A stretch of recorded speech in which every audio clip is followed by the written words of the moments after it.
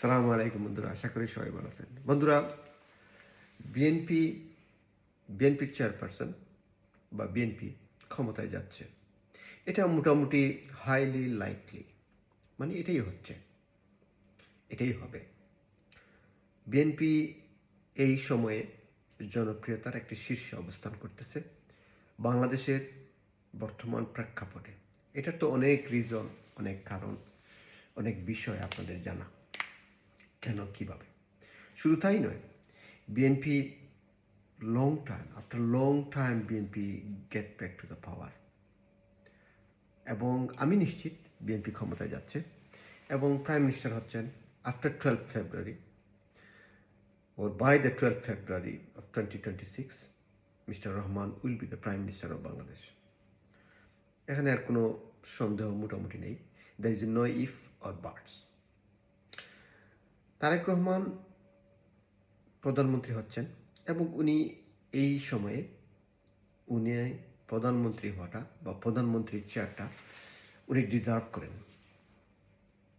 উনার উপর দিয়ে যে বিপদ আপদ, যে পলিটিক্যাল আপ অ্যান্ড ডাউনস, ওনার সেই বিদেশ থাকা, দেশের বাইরে থাকা, আপনারা বলতে পারেন উনি লন্ডনে ছিলেন বা ইংল্যান্ডে ছিলেন, মোটামুটি পৃথিবীর one of the best country in the world. কিন্তু এটা আপনার আমার জন্য হইতে পারে one of the best country in the world, সাধারণ মানুষের জন্য হইতে পারে।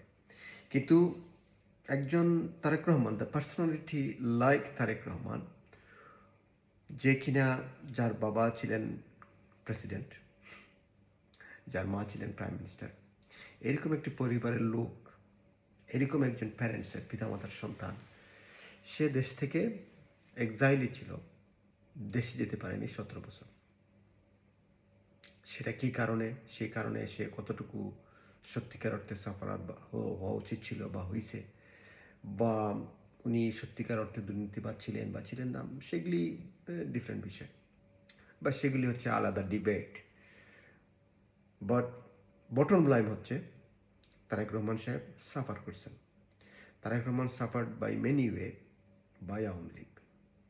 তারেক রহমান এবং বিএনপি অনেক দিক দিয়ে আওয়ামী লীগ কর্তৃক নির্যাতিত হয়েছে।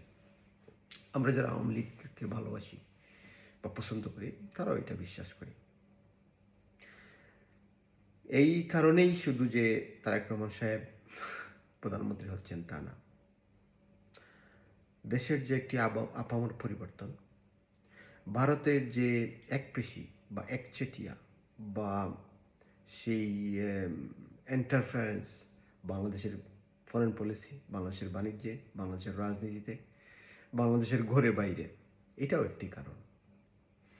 আওয়ামী লীগের নেতা বড় বড় নেতাদের বা মন্ত্রীদের বা মিনিস্টারদের দুর্নীতি একটা কারণ অবশ্যই। এসব মিলিয়ে তারেক রহমানের রাস্তাটা এখন পরিষ্কার, এবং উনি দেশে ব্যাক করছেন থেকে, যেদিন থেকে উনি ব্যাক করছেন সেদিন থেকে উনি যেভাবে দলের নেতাকর্মীদের পিছনে সময় দিচ্ছেন, দেশের জনগণকে বোঝাতে চেষ্টা করছেন যে বিএনপি ক্ষমতায় গেলে দেশের ভাগ্য বদলাবে, বা জনগণের, সাধারণ মানুষের ভাগ্য বদলানোর জন্য ওনারা যা দরকার তাই করবেন। মোটামুটি পাবলিক মনে হচ্ছে ওনার এই কথাটা বিশ্বাস করে ফেলতেছে এবং প্লেসড হয়ে যাচ্ছে, বা উনি ম্যানেজ করতে সমর্থ হচ্ছেন। এটাই রাজনীতি। যে পাবলিককে ম্যানেজ করতে পারবে, পাবলিককে বুঝাতে পারবে, তার অবস্থান, যে পাবলিকের কাছে সমাদৃত হবে, সমর্থিত হবে, সেই প্রাইম মিনিস্টার হবে, সেই ক্ষমতায় যাবে, সেই দলই ক্ষমতায় যাবে। জামাত যে সকল স্ট্যান্ডবাজি করছে, যে আমেরিকা আমাদেরকে ক্ষমতায় দেখতে চায় বা জনগণ আমাদের ক্ষমতা চায়, এগুলি অ্যাবসার্ড, অসম্ভব। জামাত ক্ষমতায় যাবে না। যাই হোক, এ নিয়ে অগ্রিম শুভেচ্ছা তারেক রহমান সাহেবকে as a prime minister of Bangladesh. খুদা হাফেজ, গড ব্লেস বাংলাদেশ।